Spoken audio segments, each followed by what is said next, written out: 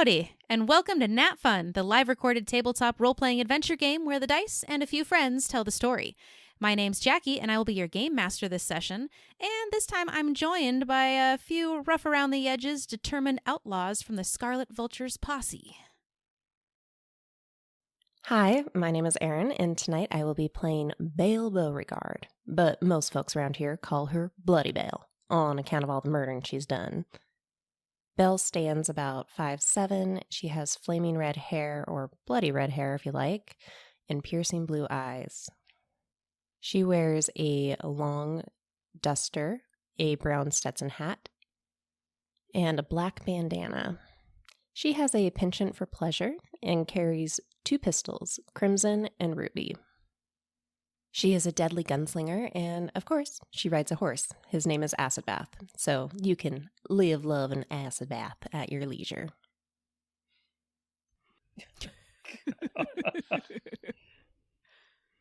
I'm Dan. I'll be playing Lucius Lorna. He is the Gamble. He's raised in the town in the brothel. Lucius is always dressed well. He wears a clean, long, knee-length black leather coat over a deep red, ornately stitched vest with a matching deep red bow tie, a black leather hat with shell casing rivets in the hat band, dark glasses with circular lenses, which he never takes off. He has a black leather belt with a knife concealed in the belt buckle. The buckle has a queen of hearts on it with a single teardrop. On his hip, he carries a single pistol with 7 rounds he calls the Lucky Jester. It's jet black, and he's trying to work out how to maybe get some hellstone embedded in the shape of a joker into the grip. And it's one thing, it's not a gamble when you know it's a sure thing. And I am Matt. I'll be playing Wayne Cole. He is the outlaw. He is an educated man who decided that it wasn't really worth walking the straight and narrow anymore, as things have gotten to where they are. He carries a cut-down lever-action rifle as his pistol, and he's just likely to do something unpredictable to get through the day. His vices are going to be a little bit weird. We'll just say that. They freak him out. We don't kink shame in these parts, but... Oh, this one you can. Oh, Wow. keep him away from the dusty rose. But Wayne, Lucius, and Belle make up the first 3 members of the Scarlet Vultures, joined by a couple of, what would you call them, thugs? Henchmen. Goons. Muscle. Goons, muscle. We got Bob Crow, the stagecoach driver who likes making new friends, Jeffrey Drones, who's a card player, and Gil Smart, a railroad dude.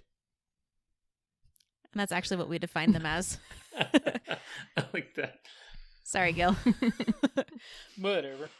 Now, for this adventure, we will be playing a Fistful of Darkness, which is a Forged in the Dark game, meaning it uses the same mechanics as the well-known Blades in the Dark, but has some notable changes we will get to experience together. This adventure is set in a dark, bleak, and hopeless valley in the weird Wild West, which is a really cool setting, but does mean that there will be tension, desperation, and many an unsavory character or creature in its midst. So, although it will be a bit of a departure from our normal chipper NatFun style, there will still be jokes, and we will of course adhere as closely to our PG-13 rating goal as we can. But I felt we should have that thrown out there just in case you're expecting a little more slapstick. We're putting that out there now. Violence, violence, violence. Oh. Now, this is a new system to all of us, but we hope that you enjoy learning it with us. And with that, are we ready to kick this pig? Let's kick it. Well, after a shout out to the game creator, of course. A Fistful of Darkness was created by monkeyEcho, and it is a weird Wild West hack of the well-known Blades in the Dark game system by John Harper. It's a cinematic game which lets you play all those weird West tropes towards the end of the world. Just imagine a world with the magic and mystery of the frontier, wide open plains of the old Wild West in all its beauty and madness, where violence and sacrifice dominate every single day. Now, add the Hellstone Rush, underground mayhem in mines, and brand new sciences and machines. Don't forget immigration, injustice, vigilante justice, outlaws, gunslingers, slick talkers, and setting suns. This player-driven game system is exciting, creative, and a fun reactionary style of world building, as everything the players do has the potential to have direct consequences in the world around them. The high-stakes role system in this game also has a unique player mechanic where they can spend dwindling resources to use their own grit and determination to overcome even fatal consequences, putting their fate in the hands of the player more often than the GM. If you want to check out A Fistful of Darkness for yourself, you can at monkeyEcho.itch.io/a-fistful-of-darkness. We've got a link on our website and in the show notes. Now let's get this thing started, shall we? Thank you, Jackie. Now, let's settle into our adventure a bit with some backstory. And as the players take it away, we will add some descriptions of the game mechanics as they come up. We begin in the town of Hellstruck. But it wasn't always called that. It was once called Awestruck and had the most promising mine in the West. People flocked from all over at their chance for riches. Now, gold is valuable, but what they found was so much more. Deep within the mines lie an obsidian ore, stained blood red, pulsating within the ground. They called it Bloodstone, and it was going to be the future of everything. This stone was prevalent in the deep mines across the valley. Dangerous to get to, but boy was it valuable. Nearly 100 times the price of gold once they knew what it could do. Prospectors, scientists, inventors, and businesses flocked to the region to capitalize on it. The power this bloodstone held could unlock new levels for civilization. The native tribes in the area unlocked powerful mystical abilities when they used it, and banded together to stake their own supply before the landscape could be ravaged by the refined, as they called them. Things were tense, but thriving. Until that day. The day the last bloodstone was struck loose from the first mine, Awestruck's fortune. Tremors tore across the valley. Chasms opened up, swallowing entire houses. The mine collapsed, taking with it all the souls inside. And a massive mesa rose from its surface for the whole town of Awestruck to see, with one lone rider standing atop it, made of sand and stone. Things have never been the same since. Some say that bloody stone brought hell on earth, and call it Hellstone now. Earthquakes, sandstorms, and the like happen in near daily. People tried to flee, but turns out anyone touched by the stone couldn't. Something called them back, preventing them from getting away. And the more people had touched the Hellstone, the more they changed. For some, their skin changed color. Others sprouted new, weeping eyes or teeth in unnatural places. The worst of them got sent to Mutiny's exile to end their days. The town wasn't Awestruck no more. No. Now it is what it is. Hellstruck. So in the town of Hellstruck, we have some contacts, factions, but no lawmen. They were run off a while back. And in our Session 0, our posse helped build the landscape and also acquired an interesting item. So we are going to start this episode just after you completed your first downtime, and I believe a couple of you crashed back at the schoolhouse, your hideout, but one of you remained with a familiar face. That's right. Now, Belle, I told you have to leave. Oh, now, Raven, you're getting... Well, you're not wearing any panties, but you'd be getting them in a wad if you were.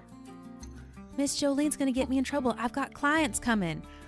Alrighty. Well, I'll be back soon, but you know what I told you. Keep the pistol under your pillow, and if anybody gets fresh, you know what to do with them. Yeah. You know I don't like those things, right? Well, if it makes you feel better, you can turn it around, and if it's complicated, just hit it. Well, that is what I do. And Belle's gonna, finish putting on her cowboy boots, and she's gonna lean over and kiss the top of Raven's head and be like, all right now, I'll be back later. You stay out of trouble. Don't do anything I wouldn't do, and some things I would. I'll stay out of trouble if you do. All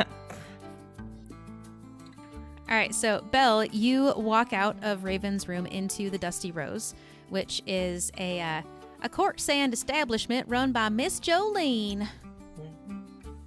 Can you describe what you see? Yeah, so Belle's going to slowly shut the door. She's going to flip up the color on her dark brown duster, straighten her Stetson hat, and, kind of tuck the red hair locks out of her face. And as she's looking around, she sees, the top of the banister and stairs leading down into the more, I guess, forward-facing part of the establishment. There's chairs and tables, a little bar area. You see some stacks of cards that Miss Jolene has probably counted at some point. And she just kind of walks down the stairs, and it's early in the morning, so shouldn't be too many people there. But she sees Miss Jolene standing over by the counter and tips her hat. Morning. Say it again, Belle. Hope that's all right, Miss Jolene. It's fine by me, but you're going to run off her clients. If she don't have clients, she don't have a room here at the Dusty Rose. Well, I'll pay my fair share.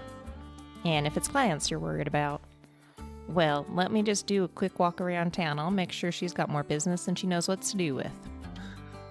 That's why I like you, Belle. That's why I like you, Miss Jolene. We'll be seeing you later now. Go run along. So, what are our other Scarlet Vultures doing? Lucius, he's an early riser. He woke up when the sun came up. He's sitting there just thinking through what they're going to be doing the rest of the day, trying to get his head wrapped around it, kind of mentally pre-game for all the possibilities of outcomes that could happen for the rest of this day. And when Mr. Sunshine over there wakes up, I wish him a good morning. Wayne slides the hat off the top of his face, sits up. He's not one for mornings, but, because he goes, what's the point? But, work's got to be done. He stretches, looks at Lucius. Well, that was an interesting evening. What's the plan? Do we need to collect the kids and go see the old smith? Yeah, whenever Belle shows up, I'm ready. Well, who knows when that'll be. Where are my boots? I forget what happened.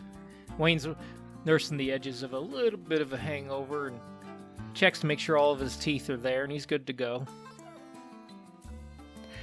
Belle's gonna slip in through the back door, really quiet, and kind of look around and be like, well, if you knuckleheads were paying attention, you would have known I showed up about 30 seconds ago. And that's what I said. Good to see you, Belle. Morning, Lucius. Morning, Wayne. Well, that's good about it, but let's make it a good day anyway. Yeah, you ready to head over to the smith, Belle? Yeah, you got the thing? Let's get it out from the box. Oh, I wouldn't be touching that, Wayne.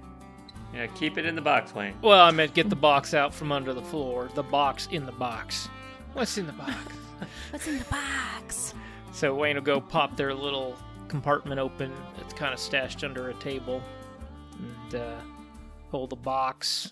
If I recall, it's a steel box. And not open it again. And put it under his arm and close up the spot real good. Shove some dirt in the cracks. Start to roll out with them out the back door of the schoolhouse like normal. Now, when you shove some dirt in the cracks, are there piles of dirt in the schoolhouse? Or are you like... It's a little dusty. Hold on, guys. Don't leave yet. I gotta get my shovel. Gotta put dirt in these cracks so this one board looks dirty and the rest of the schoolhouse looks clean. Well, I don't think the Outlaws are much on housekeeping. I think the floors are pretty dusty. Hellstruck's a dusty place, and there's a tracking little a lot bit of dirt. Yeah, I think it's a gritty floor. We don't take the time to sweep. It's not filthy in the place by any means. The three of these people aren't filth bags by any means, but they're not one to tidy up either. So it's just a little dusty. No worries, I was just busting your chops because it's funny. I'm thinking it out, describing the space. And, the schoolhouse is a little one-room schoolhouse with a little back room and a couple scattered desks and a couple cots and not too much else. Well, and I did describe to you guys, not only in the intro, that there is a rider ominously on top of this mesa, which is a really large, naturally forming, almost cliffside. And sometimes people see the rider in town, sometimes it's on the mesa, but it is an always present feeling in the area. And as soon as that happened, Hellstruck got real windy. Sand started flying around. Everyone always has a bandana around their neck so you can pull it up over your face real quick. Some people have started to fashion goggles because you just get these freak windstorms where there's sand and dust and dirt. So there'd definitely be sand no matter how good the windows are in the Wild West. There's absolutely dust and dirt and sand coming into all those houses. So you're able to do that no problem. Yep. Step outside. So we go out the back door as always. We don't want to advertise our movements and go through the alley. Head down towards the smithies. Yeah. Belle's gonna step out behind him and shut the door. Last one out. Kind of like first one in, last one out. That's kind of her motto. And she's gonna pull up that black bandana over her nose. Look around the corner, make sure nobody's watching them. And follow right behind to the smithy. All right, now we haven't described our town very much because this is a game that grows and evolves as we play, which is one of the really cool things about this system. So I believe this is one of your contacts on your character sheet, Belle? That's right. All right, so if you can tell me 2 buildings you passed before you get to the smithy, and then tell me what that building looks like. So they kind of round out behind the back of the schoolhouse, between the 2 little alleys, one of them on the other side. So you got the schoolhouse on one side, and then you've got what's called the library on the other side. Library's been closed since Hellstone was found. Ain't nobody got time for reading good books. And then after you pass the library, you've got the general store. We all know Mr. Wong runs the general store, but Delilah's the one who's really in charge. And as you pass by, not outrageous signage in the windows advertising anything, but definitely like, hey, we are still open. We're sorry about all the horrible things happening in Hellstone, but don't worry, we got stuff. You get to the front of the gunsmith. It's real simple, big sign on the top of it that just says gun. And it's run by a man named Moonshine Marvin. And just because it's fun, I assume there's like a little bell or a sound or something when you open the door. Bucket of shell casings above the door that clinks. Pretty close. It's more like a wind chime of gun casings that he's like strung Nice. together on one of his that's good cool. nights. There you go. So. Yeah, there we go. Yep. Shell casing wind chime, huh?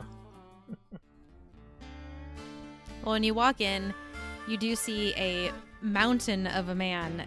He actually has the no sleeves on his shirt, kind of a not white cotton, because in this dusty landscape nothing remains bright white color, but kind of a beige top, got some strings to tie it, no sleeves, dark brown trousers, and he's sitting in a chair behind the counter with his feet up, arms crossed, just dozing.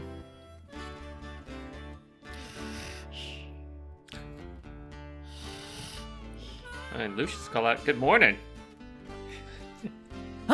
And like the chair tips back, Belle's gonna slams back down. put her hand on Lucius's shoulder, ready to pull him out of the way, because Marvin is the type of man who may shoot first and never ask questions. And sure enough, he stands up, pointing a shotgun at you. Calm down there. Calm down. Why are Wayne you is yelling literally in standing here? sideways 5 feet away. Oh, morning. Morning. Yeah, sorry to wake you, Marvin. What can I do you for? Are you open? I haven't had a close sign in 3 years, so you tell me. Apologies for my compatriots there, Marvin. We got a question for you. Wondering if you've ever seen anything like this. We know you're good with... New batch ain't gonna be ready for another 3 weeks. That bathtub... Oh, wait, what? Well, you know, I am excited for 3 weeks to pass, that's for sure. But we actually had a question about your other line of business. We know you're good with metals and whatnot, and we may have stumbled upon something we need a closer eye on. All right, I can take a little look. Wayne, show the man. Yeah. Wayne will actually slide his riding gloves on and then open the box and show him the necklace that's sitting inside with the Hellstone inlay. What do you think about that? That does seem pretty intricate. Give me a second. And he kind of digs around behind the shelf and he's like, I'll be right back. And he goes clomp, clomp, clomp, clomp into the back room. You hear some just metal pieces falling onto the floor, a couple things being slid around. And he comes back out and he has some, he has actually like this 3 things. The first one is like a big cotton sleeve, kind of like, you've ever been around someone that works with cattle? Oh, yeah. Uh-huh. Giant glove. But it's cotton. And then another glove that looks kind of the same, but it's a huge leather glove that goes all the way up his arm, fully past his elbow, all the way up to his shoulder. And this kind of odd metal apparatus that he puts his arm in, tightens, and you can see there's kind of some like glass orbs on it that have a liquid in it that when he pushes a button with his thumb, they start to glow a little bit. He has this big like mechanical mech arm on. And he reaches in and he picks it up, looks at it, looks at his arm, looks at some of the liquids. All right, well, it's definitely Hellstone. It's finely crafted and refined, though. If you look close, and he points with his other finger, he says, but don't get too close. You can see these red lines mixed in with the metal. That's pure Hellstone.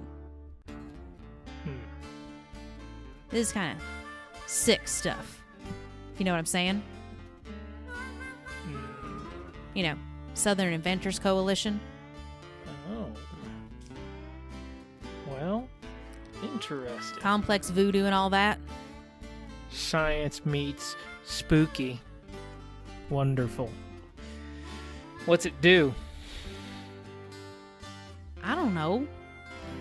I can tell you that it's refined Hellstone. I can tell you that it's fancy-like, and the only place I'd suspect would do something like this would be those sick people over there, but where'd you get it?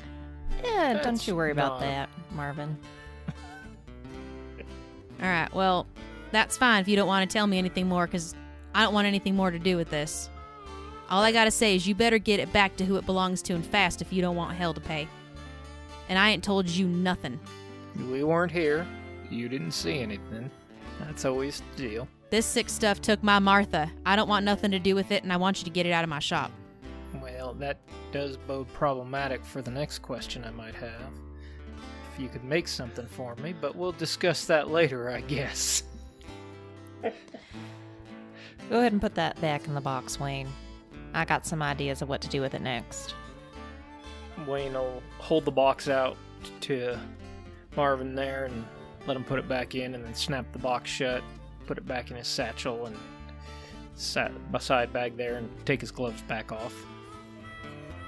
Marvin clicks a switch, and you see all the glass orbs glow, fade. Starts taking the arm off. He leans down over towards you, Belle. He says, I've known you for a long time, Belle. You know I don't get mixed up in this shit. Don't bring this stuff back to me again. It took Martha, and I don't ever want to go through that pain again. All right, Marvin, I apologize. This was kind of a didn't really know who else to turn to situation, but I appreciate you spending the time with us this morning. And she's going to reach into her her pant pocket, her dark-bound pant pocket, and she's going to pull out a coin. And it's different from a normal coin. It's got a raven on one side and a rose on the other. And she's going to slide it over to him and be like, Jolene can help you out if you want to visit the Dusty Rose. Whatever kind of vice you're looking to satisfy, she'll help you out. Doesn't say anything, but he slides the coin off the counter, puts it in his pocket, continues taking the rest of the layers of the arm and the sleeve off. Marvin, that arm looks like it might cause you problems in the long run. Are you sure you should be messing with that thing? It's the only thing I would use to touch Hellstone. Yeah. I told you, the Hellstone took my Martha. And he looks over at the anvil sitting in the room, and you notice that it actually kind of sparkles a little bit. It's not just solid dark metal. Only piece of Martha left is in that anvil. This is the last thing she made me. She said, don't you dare touch it without wearing this. Fair enough. And I swore to her then I would not. Only a fool would touch Hellstone unknowingly. Without any protection. Only a fool. You'd have to be a real idiot to do something like that. Well, let's just keep the name calling to a minimum. And how about you work on that moonshine so it doesn't make me go blind for 4 hours this next time, all right? And Wayne, I keep telling you, you weren't blind, you were blackout. Time travel, blackout, blind, it's all the same. It was the moonshine, and he needs to work on the recipe. That's all I'm saying. But Would you like to continue to insult me in my establishment? no, I'm actually leaving you a deposit. And he cracks his knuckles. And Lucius is going to start shoving Wayne out the door. All right, buddy. Get out of here. Sorry, Marvin. I'm a Have people a good day. person. You should get that back to who it belongs to. We'll think about that, Marvin. But we'll be seeing you. I know Crimson and Ruby will need a fine polish and tune-up, and, you know, you're the only man I trust to sharpen my blade. I appreciate that, Belle.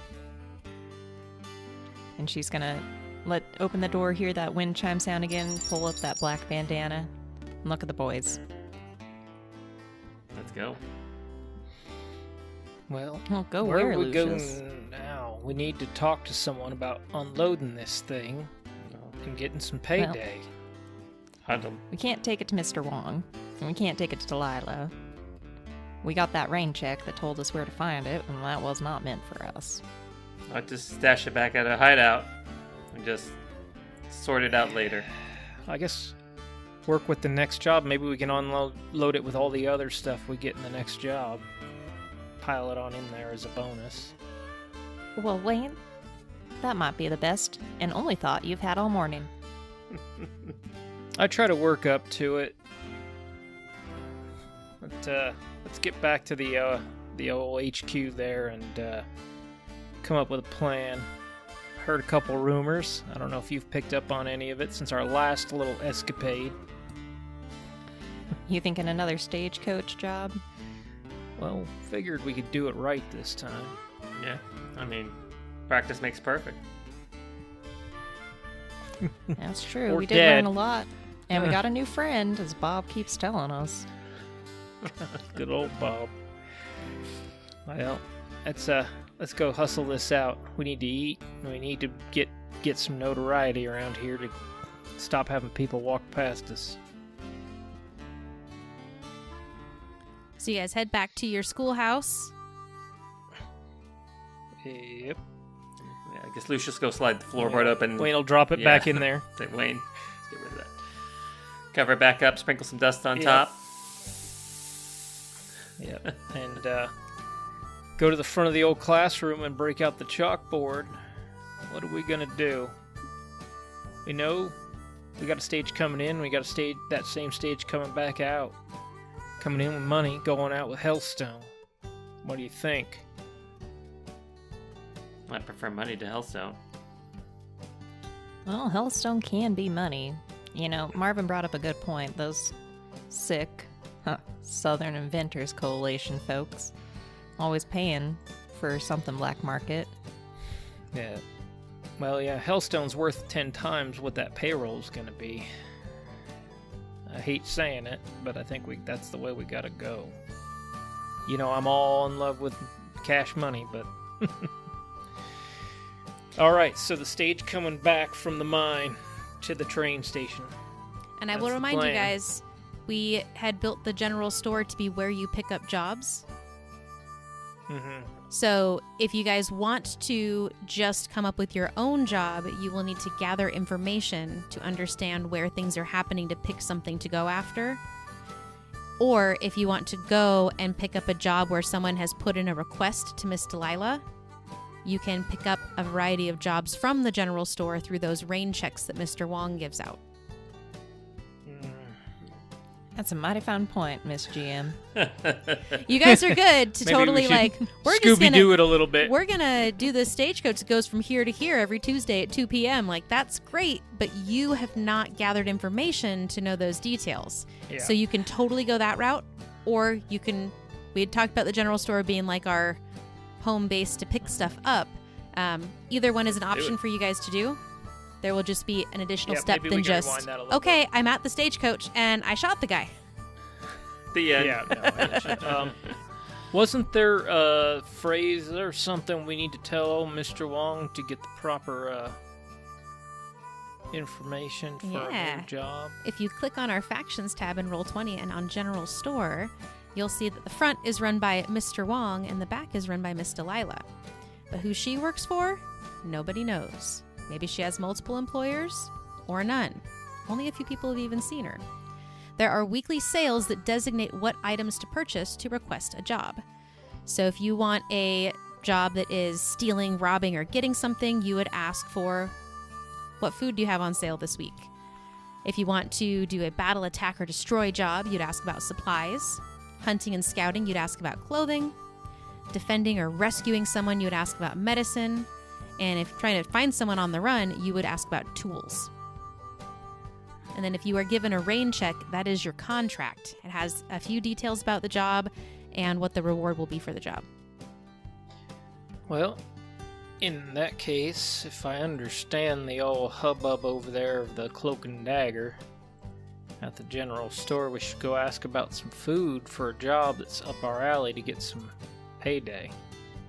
Might get us down to the next situation. Build some rep. I'm down for it. Value in. Let's do it. You think we need any more muscle on this job, or should we let the other boys stay in town? Well, let's go talk to Mr. Wong and see what we get, and then we'll come back and canoodlate on the execution of this particular kerfuffle. All right. Kerfuffle. That doesn't sound like a real word, but it is. All right, so Wayne, when you step out of the schoolhouse, we already know that the general store is fairly close by. Can you describe one more building that you guys pass to get to the general store? Yeah, I'd say near the general store would be I think it would be the bar would be right about there. Kind of in that general proximity. And what is our bar? Oh, hell. Sacred Heart Saloon. That's there you go. Absolutely. Come on, Wayne. Don't show this town. No. It's okay, when it's Lucius' turn to describe it, he'll suddenly forget half the town as well. It's all good. Yeah, I know, I've got too much to... No, but Wayne, yeah, he'll look across the way and there's the Sacred Heart Saloon. There's already people in there starting to warm up their day. And he'll think about a drink later, but time to work. Is your And walk down towards the general store through the alleys. your friend from last night still hanging out front? No, but nobody's really cleaned up the little puddle of blood there on the floor, on the Boardwalk. curb there. Boardwalk, that is the word I was looking for. Thank you.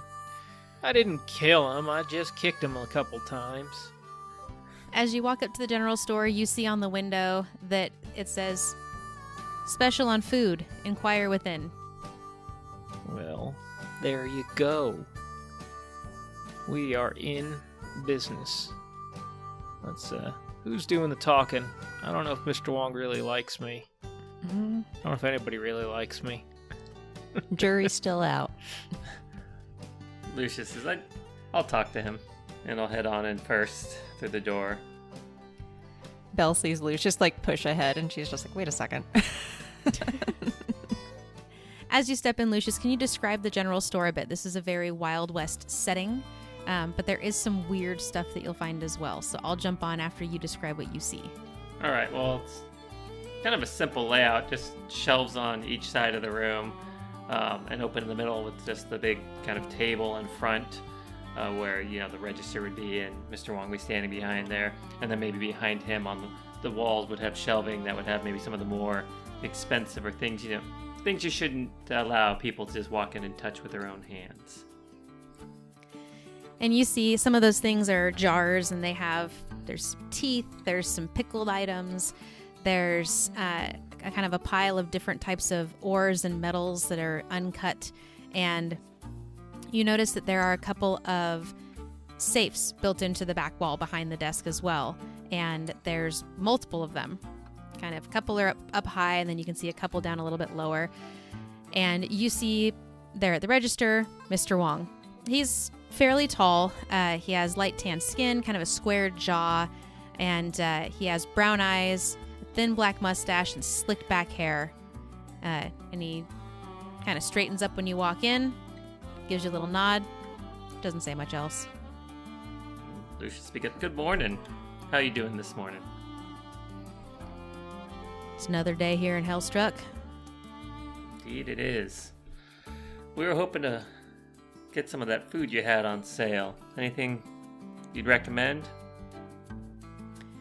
Well, got one on back order, but I can get it to you if you're willing to ride for about a day. Wait it out. Will cost 4 gold, though.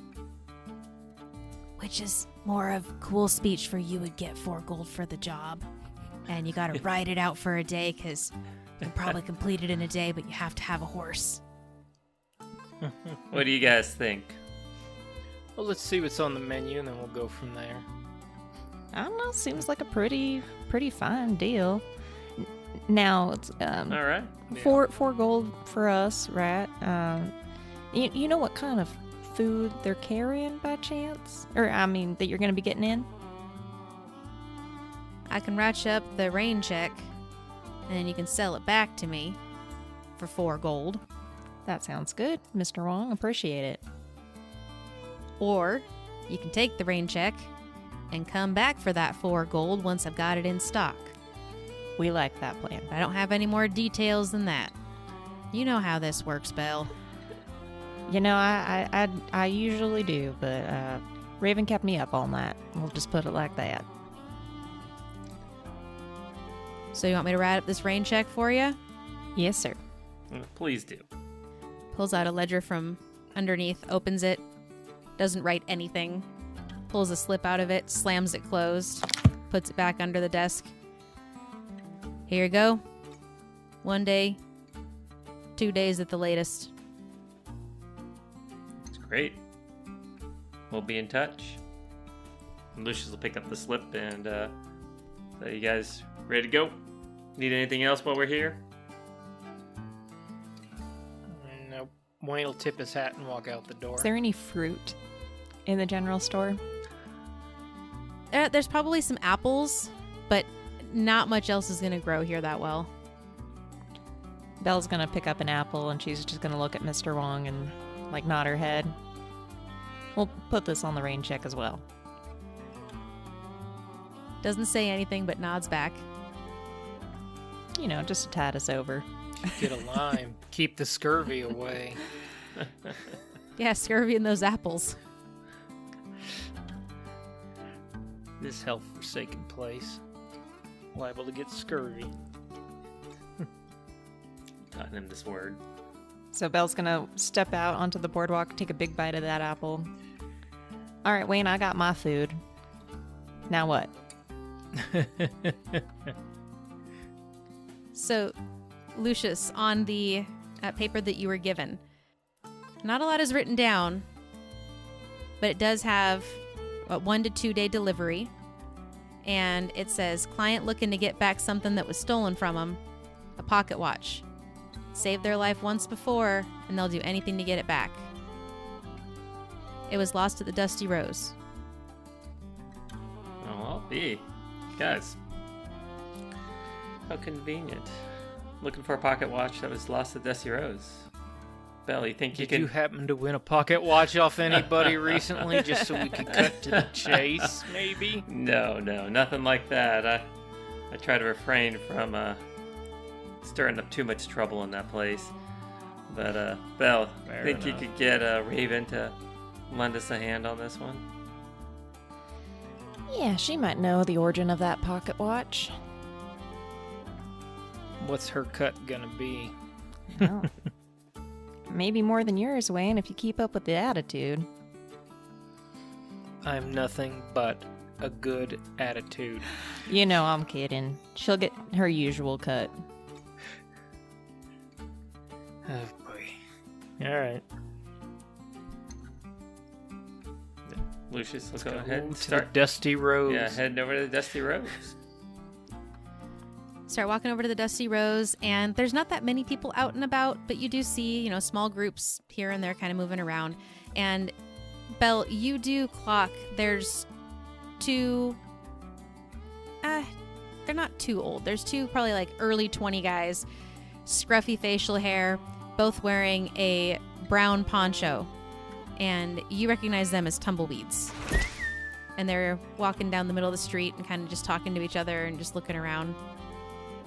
But you're able to go to the Dusty Rose because it's fairly close. If I remember right, we had the Dusty Rose was next to the saloon, right? Sure was. They used to be one Yep. establishment, and then she separated it and then built up on it because once Hellstruck happened, everybody had a desire they needed to be satiated. Her business got much bigger than the saloon. Hi there. This is Miss Jolene. Now, before I give you a formal introduction, I do need to go over some of the standard customs for interacting with our court sands. Now, if you find yourself enjoying yourself here, you should probably leave a rating or review, detailing what you like so much. Don't take much time, and it really does help us out. And we, of course, not only like to receive good reviews, we like to give back as well. You can find out more information at our Patreon. You could even win a copy of A Fistful of Darkness yourself. There's a handy little link right there in the show notes. All right, now let's walk into the Dusty Rose. So, you were able to head over to the Dusty Rose. When you step in, it's not very well lit. There are kind of red, embroidered, elaborate curtains hanging over the windows to kind of give it. There's only a little bit of sheen light coming through. There's really, really nice lounge chairs, some sofas, some tables, a big entertaining space. There is a desk just as you walk in. Behind the counter, you see Juliet. You recognize her, Belle. She's got blonde hair.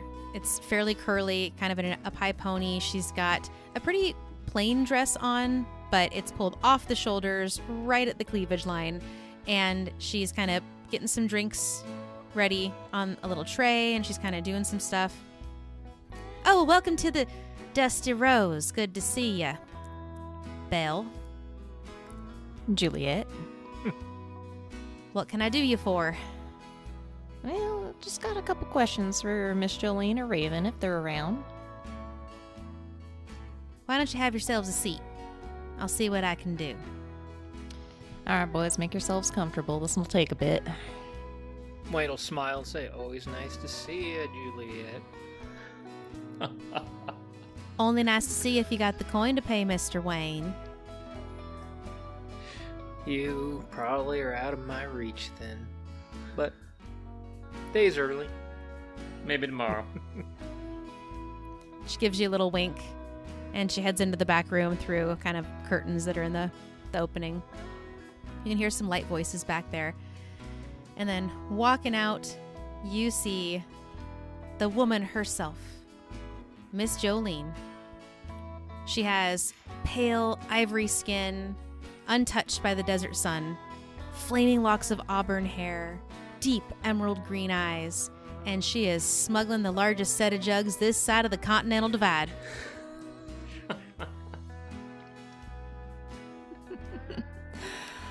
Bale, some of my favorite people.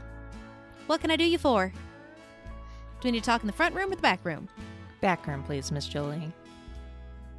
Right this way. She pulls the curtain back. Wayne will follow. Take his hat off as he walks by. Lucius will Juliet follow winks in at you again. You know, Wayne, we might make your cut a little bit bigger, I think. Just a special treat. Now, Miss Jolene, we got Lucius. Show her. Yeah, so we have a job here. Someone's apparently lost a pocket watch in this establishment, and so we're wondering if you happen to know where it went or heard any of the girls talking about it. I'm not here to point fingers. I'm just trying to reunite this watch back with its rightful owner. You know me. So this would be a gather information roll. Holy hell, we're rolling. Yeah, Are there dice in this game? there are. Well, from everything I've read, the dice are mostly when you guys are doing a run. There's not as much elsewhere in the world because That's fine. consequences happen. Consequences only happen on the runs. Not only, but... when you ask a question and make an action roll or a fortune roll, the GM answers you honestly with a level of detail depending on the effect level. So this would just be a fortune roll, and depending on the number that you roll, you will either get great, standard, or limited information given back to you. Come on, Lucius. Bring out that charm. Alright, so fortune roll. Oh, goodness. 2 1s. Start off the game on the All right right, foot. so... Just get him out of your system before we're in a gunfight. Well, you're probably going to have to be a little more specific, Lucius. People lose stuff all the time gambling in here. Are you sure it wasn't over at the saloon? I'm sure. The information I have says it was here. Wayne will speak up a little bit and say, Miss Jolene, I don't mean to accuse in any way or shape or form, and we're not gonna, no words leave our mouth that aren't necessary. It won't lead back here. We're just looking to help somebody who wants to pay to get something back that they lost, and how it got here and who did it won't come to fact. I'd like to just know if we And that's could all good to know, Wayne, but look around. I do not recall anyone losing a pocket watch that I can put a name to, but I know most of the faces that come in here. There was this one guy that he was bragging a little bit about how he had a decent estate down the river, but I don't recall his name. I haven't seen him in here all that often. You might want to check someplace else. Maybe check over at the saloon. There's some card games there sometimes. Do you know if this man spent any time in the company of your staff? Hand on head moment. You rolled 2 1s. You are not going to get more information out of her because she doesn't remember anything. Wayne I thought Wayne might get a little something. That's all he was doing. Yeah, was seeing if he hand could on head. You get a guys Gotcha. rolled a 1 on your fortune roll. Fair enough. So she is giving you Fair limited enough. information. She's not lying, Okay. but she Yeah, can't yeah. recall. But she gave you a suggestion of where you could go that also has cards. Fair enough. And she gave you 1 detail, but she don't remember nothing else. Gentlemen. Rich gentlemen. All right. Well, The dice tell the story whether you like it or not. New mechanics. all right, we can go check out the saloon, and maybe later on, Belle can have a chat with Raven if we don't find any other Yeah. bits of information along the way. Yeah. Sound good? Yeah. Sounds good. So Lucius will get up. Thank you, and, Miss Jolene. He'll go over and give Miss Jolene a kiss on the cheek and head on out the door. Walk outside. The wind is kicked up a little bit more. There's more sand kind of biting at your face. You're able to go next door into the Sacred Heart Saloon. And it's not that huge of an establishment. There's, probably about 7 or 8 tables. You see 1 or 2 pairs of people sitting one person's passed out. And at the bar, you see the barkeep. They just have a lighter that they're lighting and putting out. Lighting and putting out. All right, Lucius will go up to the bartender and ask if there's... first of all, good morning. Really pleasant. Morning. Are there any card games going on right now? Anything in the back room? Not right now. But if you want to make another gather information roll. Alright. Let's roll fortune again. For a 3 and a 4. There you go. Alright, so this means that you get good details and clarifying and follow-up questions are possible. Normally do cards twice a week. Should be having another round probably tonight. What are you looking to play? Whatever is going on, I'm game for. We heard there's some new money in town. We got a group of regulars coming in tonight. New money, not so sure on that, but there is someone that only comes in once every few weeks. They usually come in when they're dropping off their Hellstone to the assay office. Might be the newest face you're thinking of. Oh, what was his name? Now, Hooch, this new face, you think he comes in from the north by the river? I don't know if it's north or south, but yeah, he comes in maybe like twice a month, and his name is Riggs. And man, he talks a big game. He's got this fancy estate down by the river. Says you can see the gallows from his back porch. I remember he's got this kind of fancy stagecoach, and what did it have on the side? It was like painted green or something. Looked kind of off-putting. Well, down by the gallows, you said. Yeah, he said something about it's got this big estate. You can see the gallows from his house, but he lives on the river. He got real mad, though, at some point at the table. Oh, really? What night was that at? Last time he was here? I remember because some other people that come to this saloon, and he looks over at you, Wayne, turns the lighter on, turns the lighter off, turns the lighter on, turns the lighter off. It involves some extra cleanup when they leave. I took out the trash, as always, but I will try to not make a mess in the future if possible. But you have a fine establishment, and I think better people should be in here. Keep the standards up. He chuckles. Says, yeah, he got real mad about something. Something about a watch? I don't know. People get in fights all the time here. And he looks back at Wayne.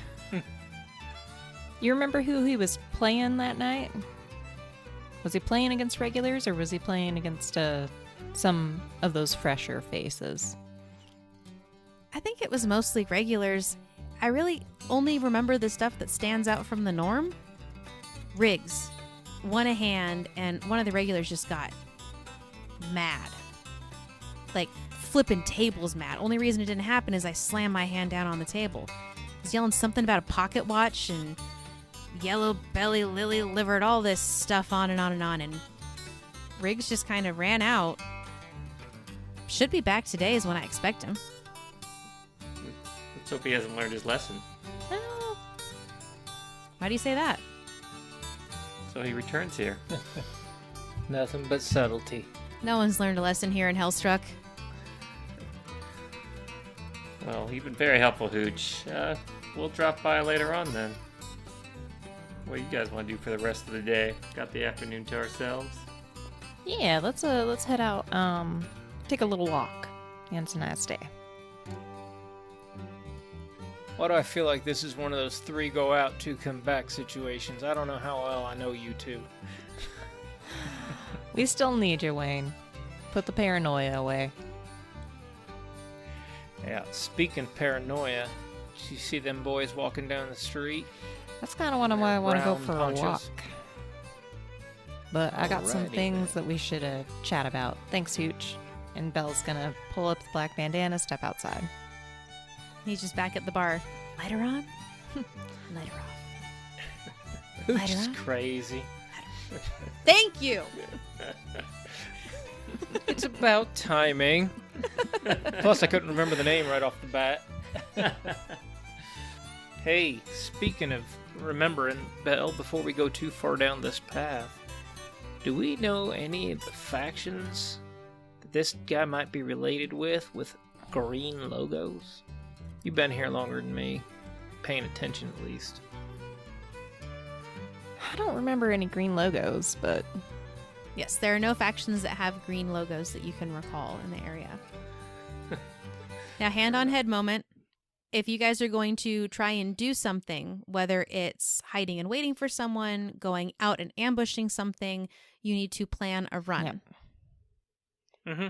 So this is kind of one of the steps in the gameplay. We can totally just role play if you guys want to explore the world some more. If you want to move on to, planning and running that job, we get to time travel a little bit too. So that's an option, but that won't trigger until you guys make your plan, which is one of the gameplay mechanics. Okay. all right. So now that they're out front of Sacred Heart Saloon, Belle's gonna look at the boys and say, "All right, boys, I see we got two options for how we could spend our afternoon." And she's kind of looking down the street to see if she can see those brown ponchos. One, we can go after those tumbleweed boys and show them why folks around here call me Bloody Belle. Or two, we do the smart thing. We can set up some sort of welcoming party for Mr. Riggs on his way into town, maybe recover that pocket watch and lay a bit of claim to some Hellstone ourselves. I like it. I think that's a good idea. We can use our old stagecoach skills that we've been honing to no avail. But as much as I wouldn't mind thinning out the tumbleweeds, we'd have to do it in the silent situation, and I think in broad daylight's not gonna pay off. But the day's young. That it is. Let's see how much coin we get in our pocket. Maybe we can pick up a few more fellers and trim the grass another day. All right, sounds like you guys want to plan a run, which is one of the main aspects of gameplay. Yes. So the first thing is going to be the planning and engagement phase, which I think I just flashed up on the screen to you guys. You need to pick one of 6 different plans, and then you will make an engagement roll, which is going to be on the next thing I'll show you guys. And that kind of allows the stage to be set for you. Being our gang is known for being bold, I think we start with the A's. Assault. But I also think we need to hit it on the way out into town, before it's in town, if we're going to really rock and roll this thing. But that's my 2 cents. I mean, Belle could always lure. Maybe a damsel in distress. Everybody knows that dog bites. That's true. I It don't does know if bite. that'll go well. I mean, we could start with a lure and go in with the assault. I know that's kind of mixing plans of what we used to do, but Little little column A, little column B. honey pot bear trap. Exactly. All right, so Well, I don't know how you're going to get them to... Are you doing a full Bugs Bunny on the side of the road and hanging your legs out?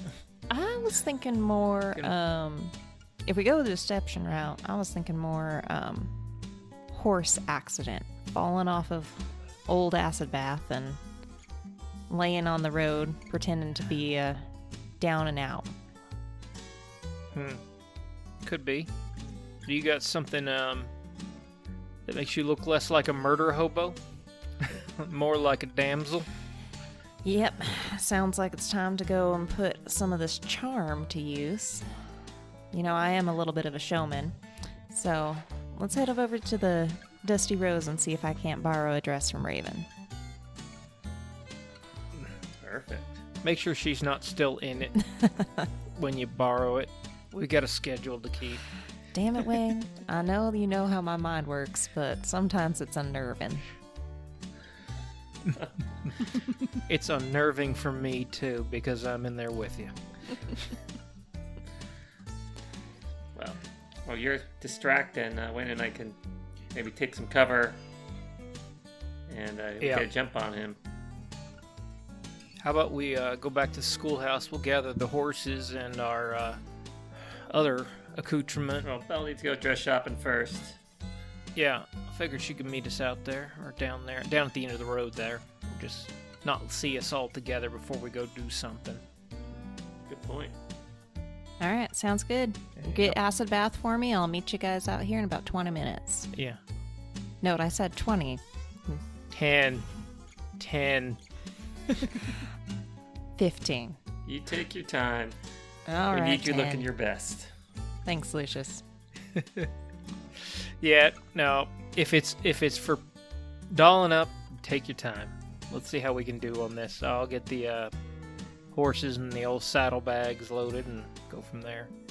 Meet you at the end of town and we'll ride out. So you guys do need to pick your item loadouts that you're going to do. You choose your character's load, light, normal, or heavy, and that indicates how much stuff you're going to carry. You don't need to pick the actual individual items, just the maximum amount that you'll have access to during the action of the run.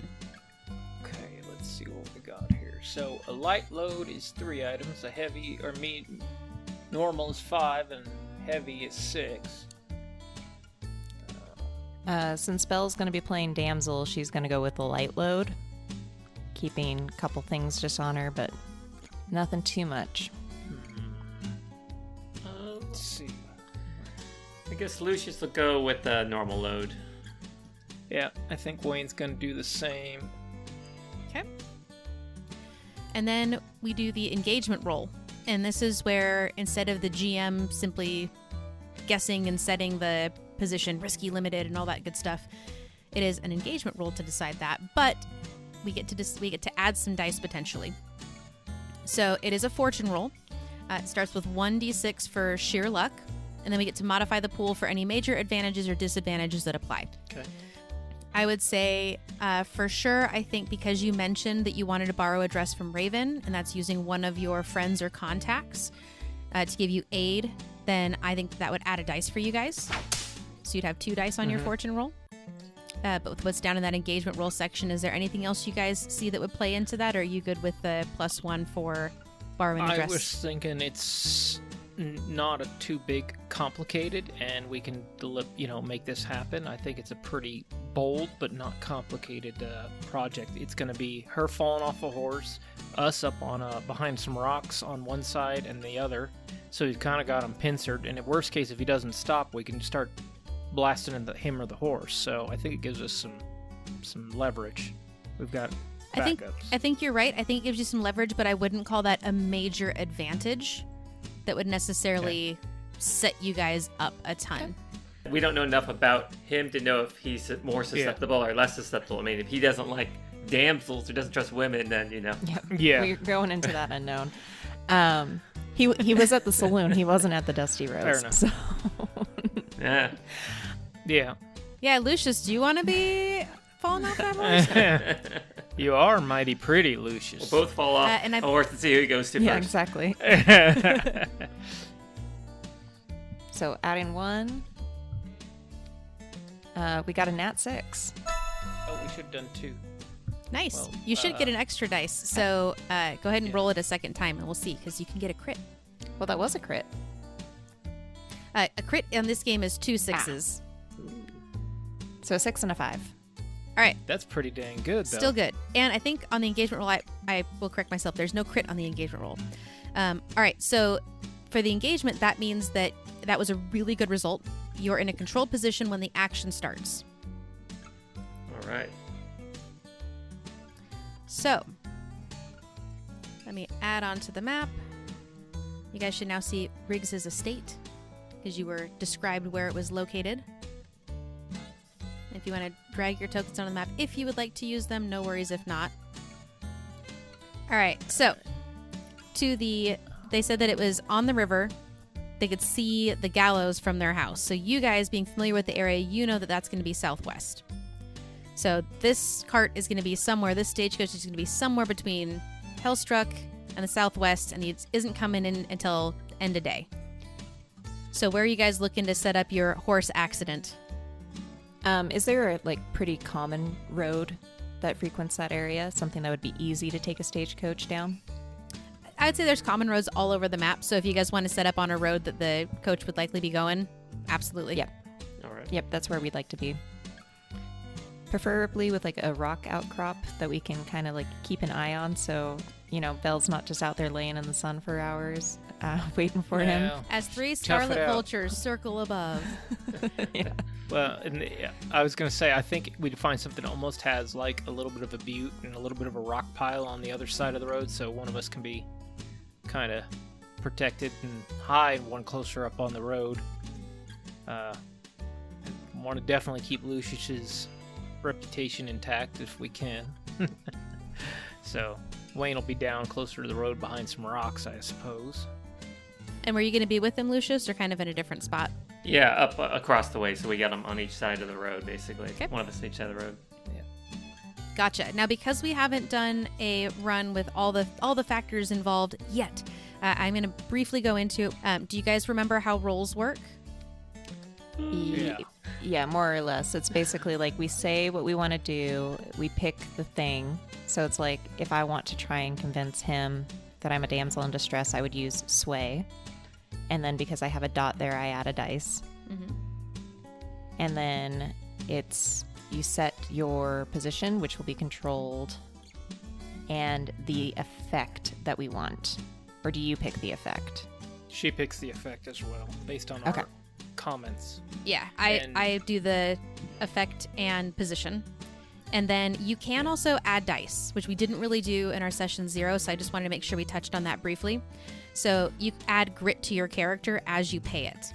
You can add bonus dice. You can do up to 2 categories to add dice to each action roll. One is a character can offer assistance. They can pay 1 grit to give you an additional die. But they have to narratively describe how that works. 2, you can push yourself. You can pay 2 grit to add a dice to your roll, or add 1 level to effect, or take action when you're incapacitated. So if you were totally knocked out, you could come to life to grab the person's foot and knock them down.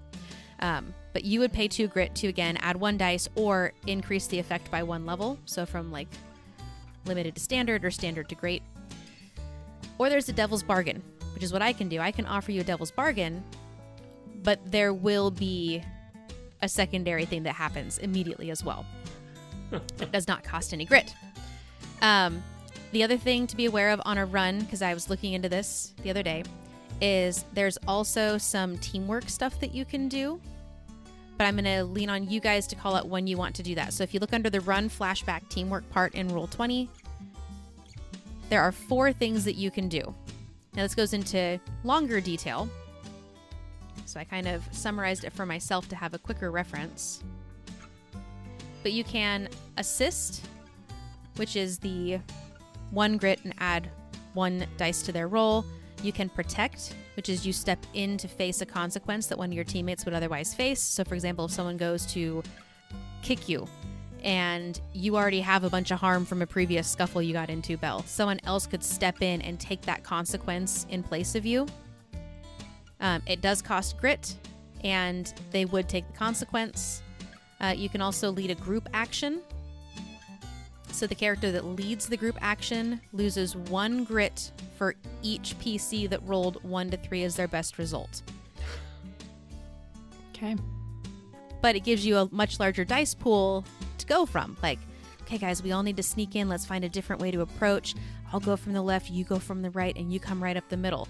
So you all would roll, and then the person that was leading the group action would pay 1 grit for each of the bad rolls as the cost for that massive pool of dice. And then the last action would be you can do a setup, which this would be, what was the example they gave? If you describe okay, I'm gonna set so and so up. This might fit into what you guys are doing here. I'm gonna set so and so up because I'm gonna draw their attention and try and cause a distraction. So the person following that setup, as long as they're playing in line with that setup, they would get a +1 effect on the following through. Okay. Well, and the one thing I wanted to bring up, just so we're all clear, when you don't have any dots, it's a disadvantage roll. When you have 1 dot, it's 1 die, and 2 dots, you have 2 die, and then you can add to that pool. Otherwise, you roll with disadvantage for that skill. Okay. Thanks for that, because that helps.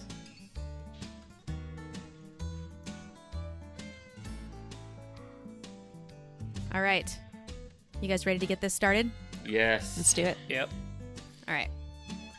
So we're on the road. Belle's down in the dirt with her horse, and we're tucked back with the horses maybe back behind a butte, and me behind some rocks on the other side. All right. So the day is hot. The sun is beating down. You've seen hawks fly by. You've seen scorpions come out, sun themselves, and go back down into the shadows yet again. And eventually, you hear the sound of wheels. You see a stagecoach with an odd green color on the side. It's your mark. It's Riggs. It's go time. Wayne hides behind some jagged rocks, Lucius on the opposite side behind some brush. And Belle, an acid bath. Spotlight's on you. The card's coming. All right, acid bath, it's showtime. And she mounts up and she starts kind of like riding. And she's riding side saddle because she's wearing a dress now. And, you know, it's a beautiful red dress off the shoulders. Underneath, she's got her holsters where Crimson and Ruby are, so you wouldn't be able to see them right away. And strapped to the inner side of her thigh is a throwing knife. All right, showtime. We got this. And she kind of shakes out her long red hair. And just as that stagecoach comes into view, she feigns that fall. Acid bath and her just go straight down to the ground. All right, make your roll. First action roll of the run. All right, so that's going to be a sway with controlled, and then you tell me the effect. What does that do to Mr. Riggs? Your position is controlled because your engagement roll is awesome, and the effect is going to be standard. Okay. And then I get 1 extra dice because I have a dot and sway.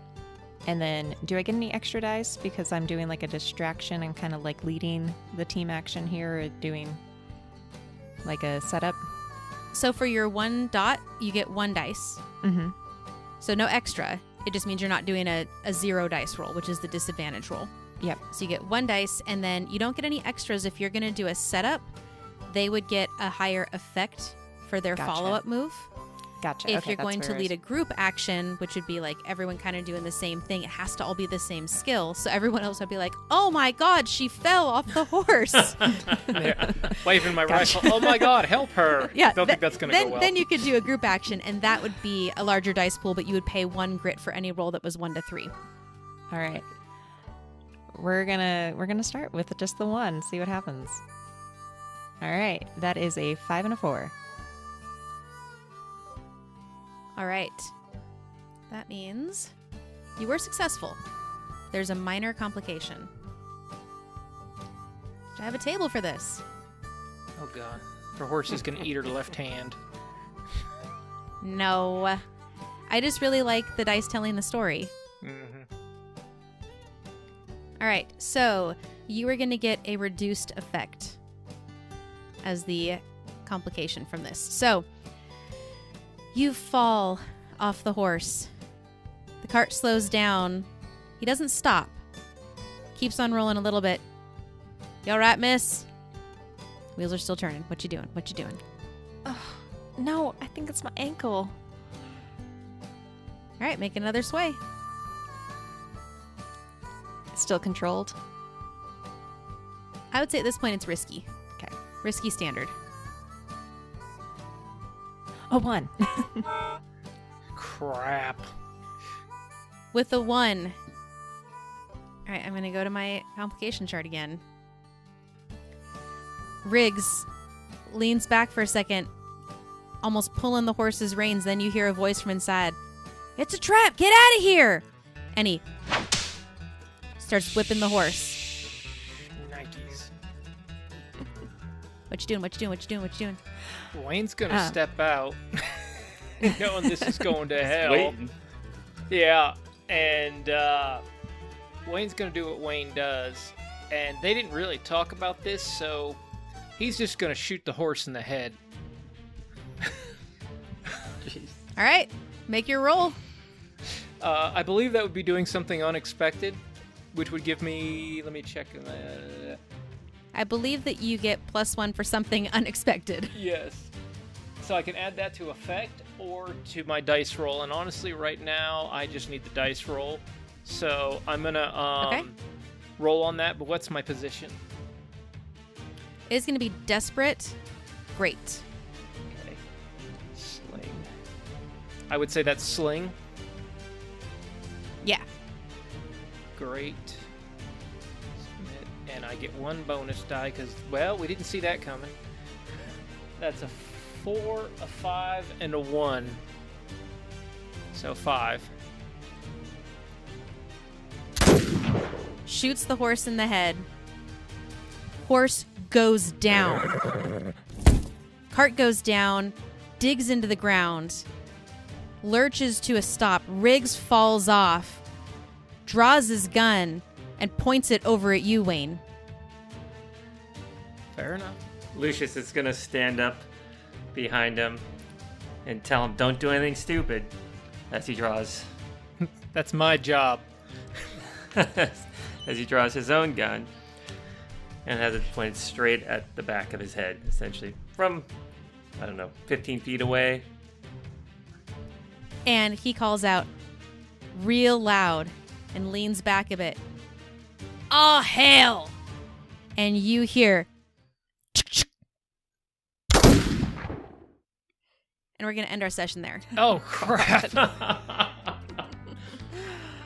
Oh, man. Oh my god. Who's dead now? Shit'll buff We'll out. have to find out next week. Probably not Belle, but Maybe he really hates women.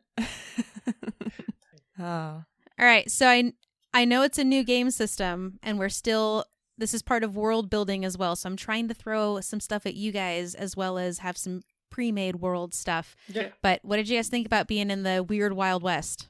It's definitely different, but I like it. I've been wanting this for a while, so I'm down. yeah, it's fun. Just get used to different, game style. But other than that, I like that we have a lot more input on it. Yeah. Well, and you can risk your soul to get ahead, so there's always that. He's itching to sell his soul to the devil over here.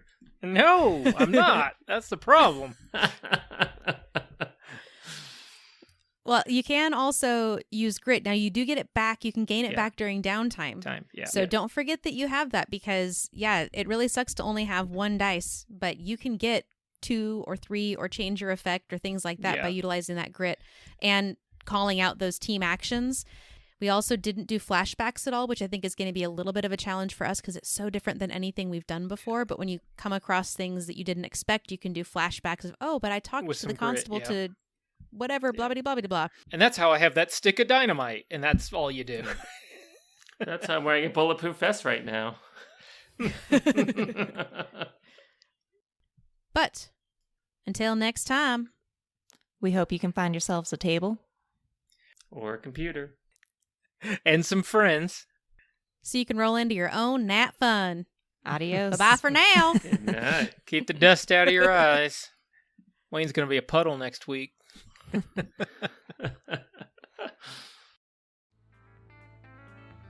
Well, I'll be. I'm about as excited as a tumbleweed in a windstorm.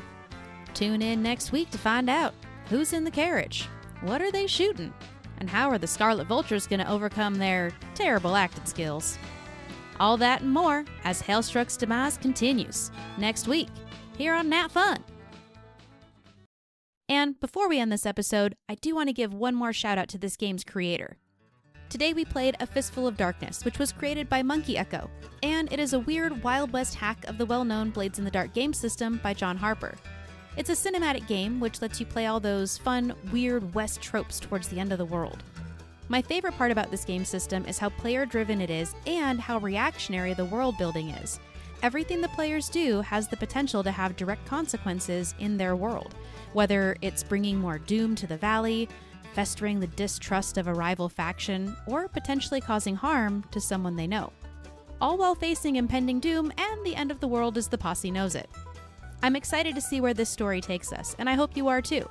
If you want to check out A Fistful of Darkness for yourself, you can go to monkeyEcho.itch.io/a-fistful-of-darkness. We've got a link on our website and in the show notes. And if you want to win a free copy of A Fistful of Darkness, check out NatFun on Patreon. monkeyEcho donated some copies to be raffled off to our Patreon subscribers, so go check it out. Anyone who is subscribed by the end of November or December will be entered into the raffle. Will you be one of the lucky winners?